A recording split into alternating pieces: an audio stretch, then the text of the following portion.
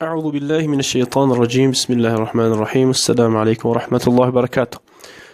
برادران عزیز، ما تاریخ بعض اهل سلف که اون ابی حنیفه نعمان بن ثابت است ما قصه شکر دادیم تولد چه و دیگر که درباره کار و کسب او ان شاء الله کمی گپ میزنیم.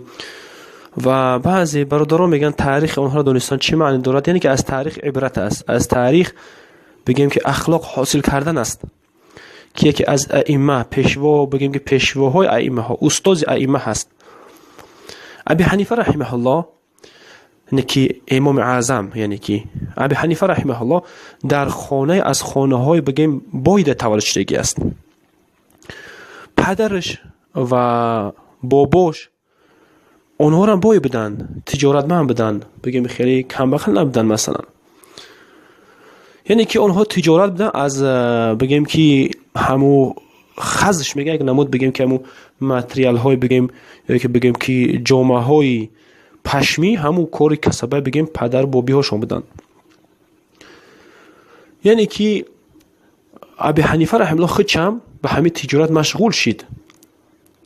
فهمو وقتی که تجارت من بود دیگه بگیم که بعد میخوای مجلس علم نشستن گرفت، نه که ای تجارت من نکردم، خیلی تجارتش بردام رفتن گرفت و نه که در بگیم که همه خیلی علم در شیشت و علم گرفت و همه خیلی حاصل کردن گرفت در طلب علم حتی از دنیا گذشتنش. مثلا ابو حنیفه رحمه الله بسیار وصفها میکردن در تجارتش، یعنی که وصفهای خوبش میکردن. بسیار بگیم که نفسی سیر داشت، طمع نمیکرد.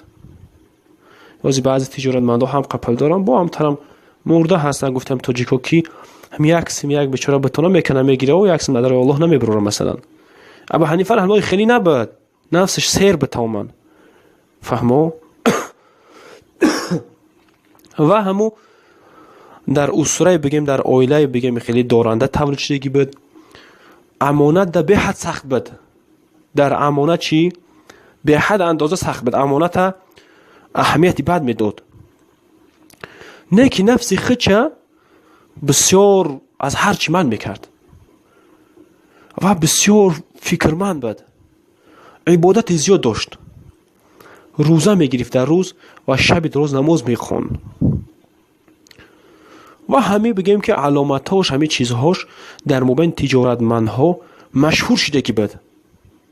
فهمو حتی ابو حنیفه رحمه الله را ابو بکر صدیق هم بعضی وقت هم خیلی چیش میکنن لقبش میگذاشتن که تو مثلا که ابو بکر صدیق هستی، یعنی که هم راستگو بود، هم عبادتش زیاد بود، هم نفسش سیر بود.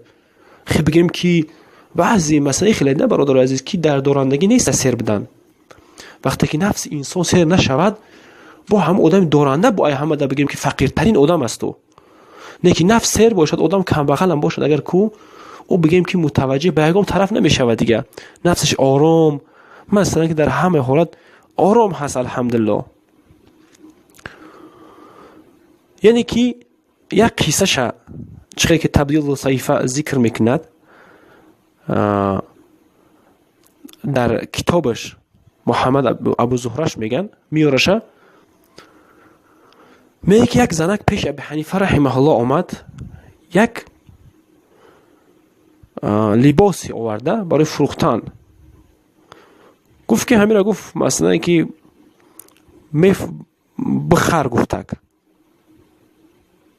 فهمو این که هم بگه که یک زنک یک پشاک آورد و مثل که حریری بدک ده. پس ابی حنیفه گفت که چند سمه گفت، پس او زنک گفت که 100 سم، گفت 100 درهم. ابو حنیفه رو گفت که ای گفت ای 100 سم ده، گفت زیاد است، گفت چند سم با میگوی گفت سینم زنه کده. ابو حنیفه رحمه الله با 100 سم دیگه زیاد کده، 100 سم گفت، حتی که 400 تا 400 سم گفت. ابو حنیفه رحمه الله گفت که ای 400 سم ده، گفت خوب میارزد، گفت. با او زنک نشید، گفت که تو گفت مرا مزاح کردی، گفت. ابی حنیفه رحمه الله گفت که نه، گفت دو مرد بیار، گفت دو مردی بگیم که تجارت هم میفهمدگی رو بیار، قیمتش بمونن، گفت. بعد اون زن رفت دو مرد فریاد کرد و همو بگیم که لباس قیمت گذاشتن. و ابو حنیفه رحمه الله قیمت همو را چی کرد؟ برای همو زنک دادک. فهمو؟ یعنی که ابو حنیفه رحمه الله ایخی بگیم که به درجه نبود که همو بگیم که نفسش گفتیم حوزه که سیر بود میتونست که در همون نرخ نمو بگیرد، نه که این کارو نکرد برای که طمع و بگیم که گیشینگی نبود در نفسی او. بسیار ابو حنیفه رحمه الله از چیزهای شبهه دار بسیار احتیاط میکرد. چه در قصه دیگرش بگیم که در باره تقوا ابو حنیفه در تجارتش،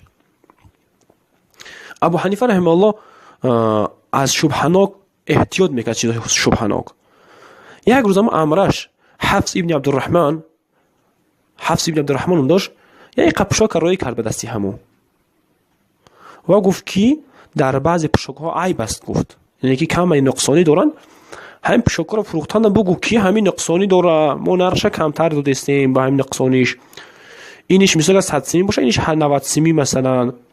فهمو؟ خلاص که در هم امرش گفت که حفص ابن عبدالرحمن که همین حتما بگوی با مردم همش نرخ نفروشه برای که عیب داره. گفت نه که حفص ابن عبدالرحمن همه چیز فروخت، فراموش کرد که بگه همه چیز را همه خی فروختش، نه که میدونه آب توی فروختش مثلا اون کارش کرد کمش رفت، نه که هیچ کار نگفت. پس هر وقت تو که ابو حنیفه رحمه الله این کار فهمید صدقه کرد با پولهای همون چیزی که اوره همش صدقه کرد. یعنی که از شبهه دار چی کرد؟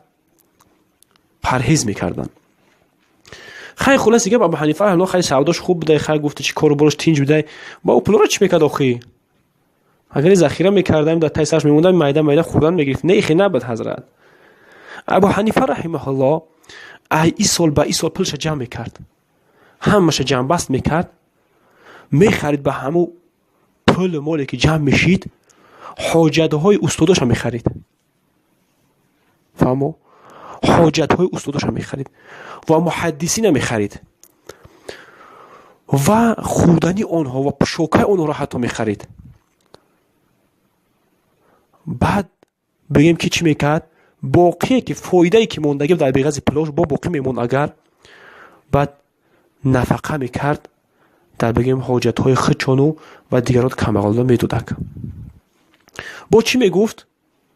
میگفت که ولا تحمدوا الا الله، شما سپاسگزاری نکنین یگون کس مگر الله سپاسگزاری کنین. نیک شما فکر نکنین که نعمان ابن ثابت شما را نعمت داده است، نیک شما از الله ببینین من مخلوق هستم. فإني ما أعطيتكم من مالي شيئا، ما از مالم هیچ برای شما دادگی نیستم، ولكن من فضل الله علی فیکم، نیک الله به فضل الله که بر من رساندگی است ما همراه شما را چی کستم؟ رساندستم. این را امام ذهبی را در چیز ذکر کرده است در تاریخش، تاریخ ائمه ده. فهمو؟ ابو حنیفه رحمه الله کوشش میکرد که چقدری که ظاهرش هست داخلش هم همین خیل باشد، در تقوا و در پرهیز و در خدا ترسیش.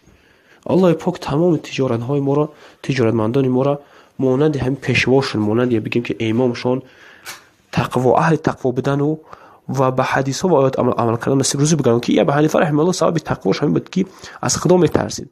وقتی که انسان از خدا بترسه هر آینه یا اون کس فریب نمیکند و تقوا میکند و از چیز شبهه چه میگه دور میکند. و هر کسی در شبهات واقع کشید، پیامبر خدا مثلا وقف الحرام قریب است که چی در حرام واقع شده گست دیگه. السلام علیکم و رحمت الله.